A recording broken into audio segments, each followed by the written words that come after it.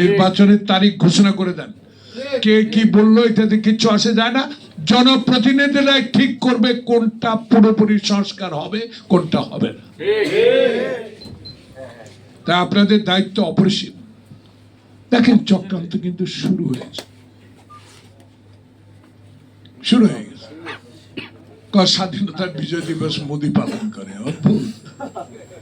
আরে হেলিকপ্টার চললো সেদিন, আমরা জানি খোকার নেতৃত্বে আমরা আশেপাশেই ছিলাম, অনেক জীবিত আছে ইশতিয়াক, আমার মুক্তিযোদ্ধার সেক্রেটারি সাদেক খান। ওসমানী কেন আসলো না, ইতিহাস বের করতে হবে। ওসমানীর হেলিকপ্টার কেন খারাপ? আসলে কি খারাপ ছিল, না পাকিস্তানি অস্ত্র শস্ত্র সারেন্ডার করে সব আধুনিক অস্ত্রগুলো ভারতে নিয়ে যাওয়ার পরিকল্পনা? সহযোগিতা করেছেন, সম্মানও করেছি। 7 দিনে একবেলা খাওয়াইছেন কুমড়া গরম করে সিদ্ধ করে, সেটাও আমরা মেনে নিয়েছি। কিন্তু ইস্ট পাকিস্তানের কায়েদে আজমের ছবি মার্কা 500 টাকার নোটগুলো তো লুট করে আপনারাই নিয়েছিলেন। তখন ইন্ডিয়ার 1 টাকা কত আর পাকিস্তানের 1 টাকা কত ছিল? এগুলো কথা বললে অনেকে মনে করবেন হিন্দুস্তান বিরোধী, ভারত বিরোধী। ভারত বিরোধী তো অবশ্যই করব। যে ভারত আমাকে সমর্থনের নামে আমার দেশের সম্পদ লুট করে নিয়ে যাবে, আমার দেশের গণতন্ত্র হত্যা করবে, আমার দেশের অন্য দলকে জোর করে নির্বাচনে আনবে, তার বিরোধিতা তো বাংলাদেশ জাতীয়তাবাদী দলে করবে, অনেকেও করবে।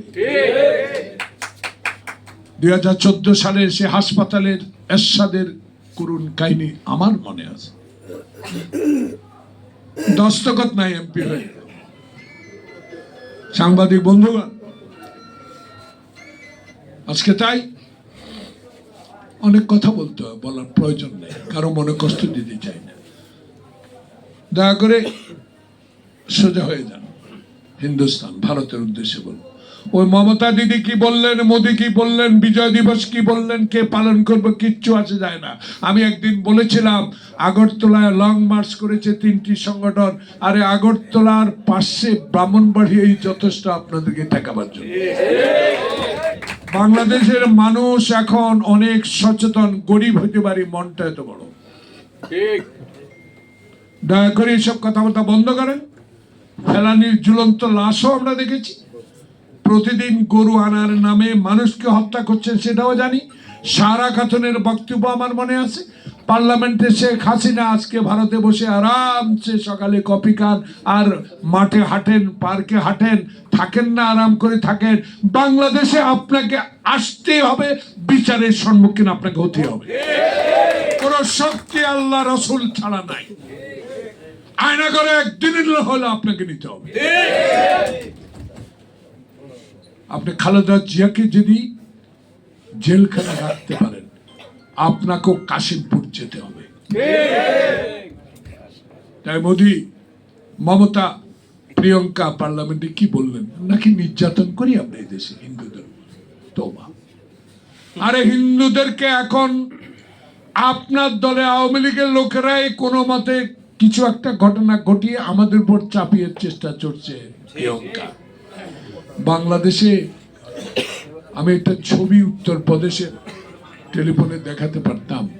জুমার নামাজ শুক্রবার, জায়গা হয় না, ছোট্ট মসজিদ, রাস্তার উপরে জানামাজ পড়ে, নামাজে লাথি মেরে মেরে পুলিশ উঠায় দিচ্ছে। দেখছেন না অনেকে জিনিসটা? আর বাংলাদেশের আমাদের হিন্দু ভাইয়েরা অন্যান্য জাতি আমাদের চেয়েও শান্তিতে বসবাস করে। এগুলা ছড়িয়ে কোনো লাভ নাই, কথাবার্তা বন্ধ করে দেন। আর বাজার হাসিনার আমলে করেছেন বাংলাদেশকে, ঢাকাকে। এখনো 5,000 না কত হাজার লোক এখনো এখানে চাকরি করে। এ বিষয়ে সরকারকে শ্বেতপত্র প্রকাশ করা উচিত, কত লোক এখানে আছে। তাই আজকে সরকারকে অনুরোধ করব, ওদের কথা কান না দিয়ে দেশের মানুষের কথা চিন্তা করেন। আগামী মার্চ মাসের 1 তারিখে রোজা আসতেছে, এই রোজায় যেন আওয়ামী লীগের প্রেতাত্মারা আবার সিন্ডিকেট তৈরি করতে না পারে।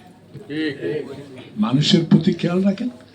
আর একটা নির্বাচন যত সম্ভব তারিখটা ঘোষণা করে দেন, তাহলে মানুষের মনে স্বস্তি আসবে, মানুষের মনে ভরসা আসবে যে 91 সালের মতো, শাহাবুদ্দিনের মতো একটা সুন্দর সুষ্ঠু ভোটের মাধ্যমে বাংলাদেশে যারা আন্দোলনরত ছিল তারাই আবার বাংলাদেশের ক্ষমতা আসবে, বাংলাদেশে গণতন্ত্র আসবে, বাংলাদেশে হাইকোর্টের এজলাসে আর লাথি মারা হবে না, বাংলাদেশের আয়নাঘর বানানো হবে না, বাংলাদেশে আর কি বলে সিভিল ড্রেসে কাউকে গ্রেফতার করা হবে না, বাংলাদেশের পুলিশ হাইওয়ে রোডে আর ট্রাক থামিয়ে ঘুষ নেবে না, বাংলাদেশের থানা সচ্ছল হবে, বাংলাদেশের পুলিশ বাংলাদেশের মানুষের পক্ষে কাজ করবে। এমন একটা জনপ্রতিনিধি তৈরি করার ব্যবস্থা করে দেবেন। সবাইকে ধন্যবাদ। আসসালামু আলাইকুম।